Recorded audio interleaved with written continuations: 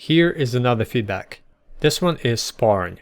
So when you look at your own sparring footage or your own fight footage, you have to look at two things. First is yourself. What did you do well? And what can you improve upon? What are your holes? So you can patch them up. And then second, being able to catch what your opponent is doing so you can capitalize on it. The second part will come from experience sparring and fighting. But it will also change because it all depends on who you fight and who you spar against. But you'll be able to pick up on patterns that are very consistent across many people. And you have to keep these two things in mind.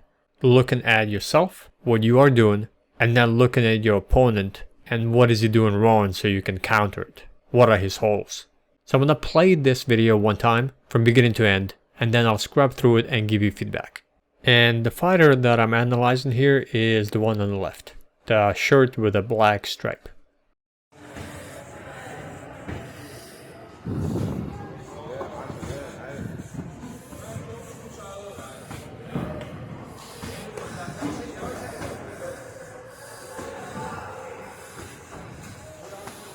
Who?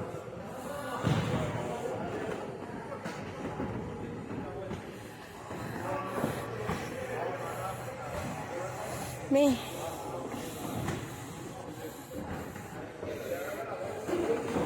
No.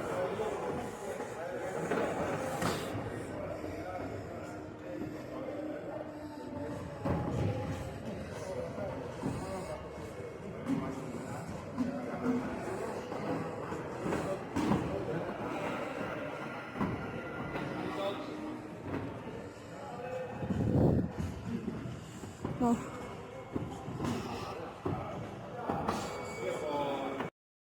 The first thing I notice is right at the beginning of the round, when he goes to the body, you drop your right hand in order to block it. So never drop your hand in order to check any body kicks or body punches.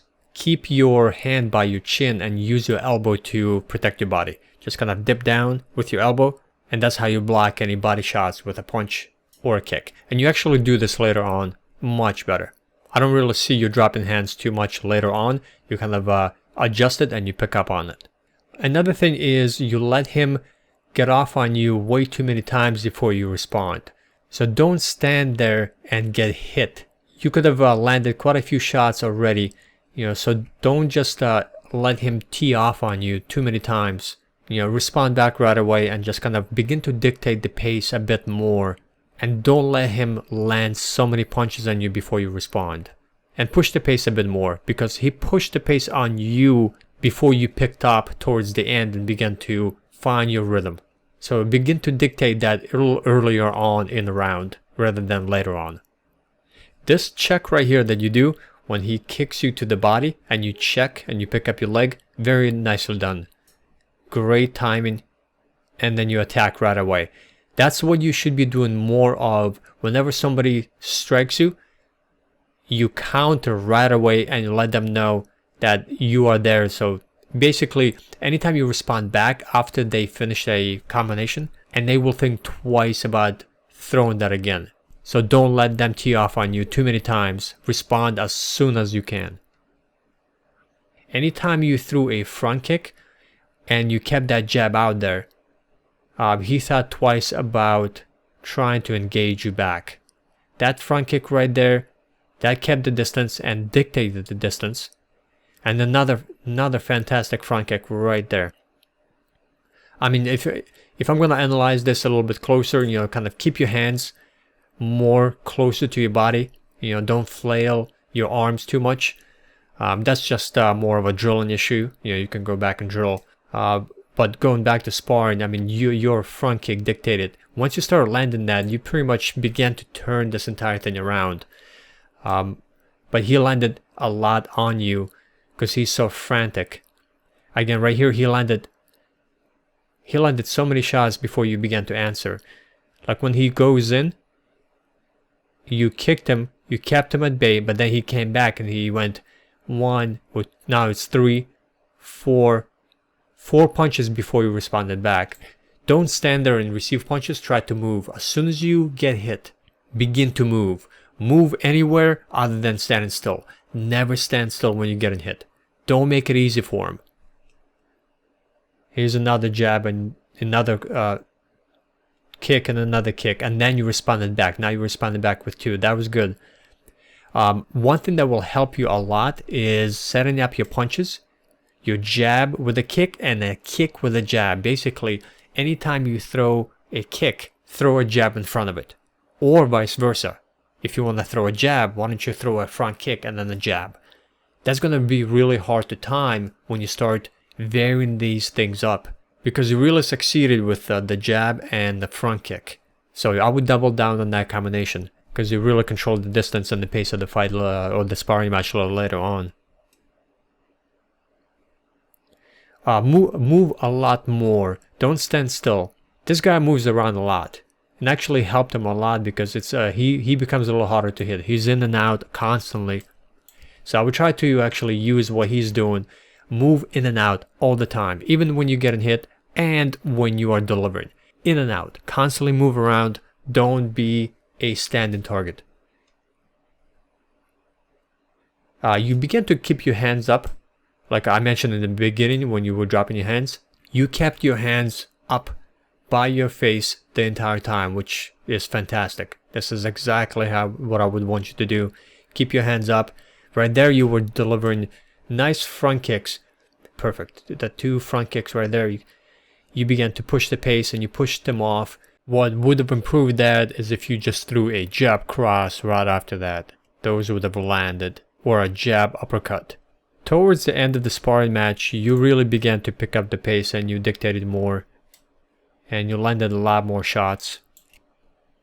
You kind of began to open up a little bit because you began to see what he was doing and you began to respond back. So great use of your front kick and your jab. Now going back to what you could throw against this guy, he dips his head down a lot, and he also doesn't bring his left hand up. He keeps this right here, his left hand, he keeps it down a lot. This makes it harder to see the jab or the body hook, because it's concealed, but it's also opened up. Like his head is opened up for striking, and his head being dipped down a lot. I mean, he moves his head down all over the place. So against him, I would throw a lot of uppercuts. But I would set those uppercuts up with a jab cross uppercut. It helps him because he moves around a lot, so it's harder to time him, and it's harder to kind of gauge distance against him.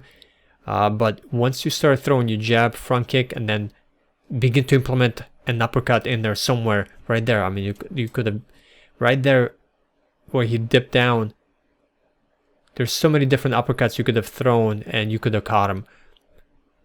So if you spar him again, implement an uppercut along with your front kick and a jab in there. A rear uppercut or a lead uppercut, that would work as well.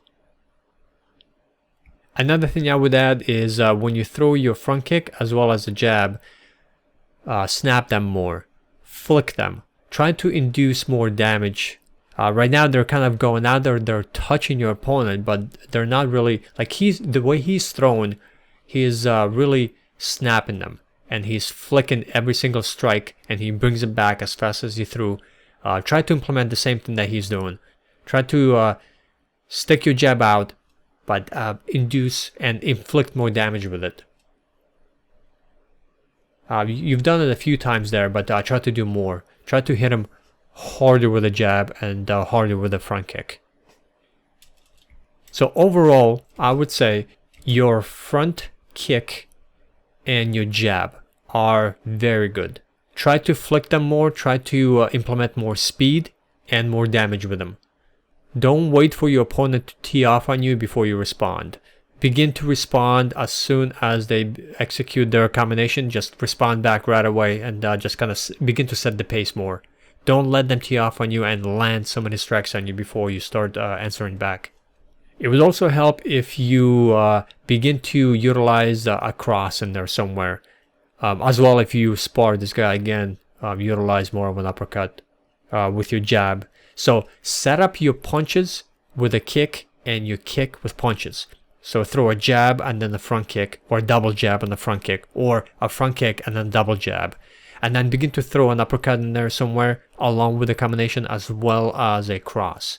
So overall, fantastic work. I think getting in there and sparring and putting your skill on the line and sparring against somebody, especially somebody who's all over the place and they're frantic and they're landing kicks and the punches and they just do not stop moving, and you held in there and you actually began to push the pace towards the end of the minute and began landing and began to see things. Fantastic work. So I hope to see more from you, man, and I hope this feedback helped.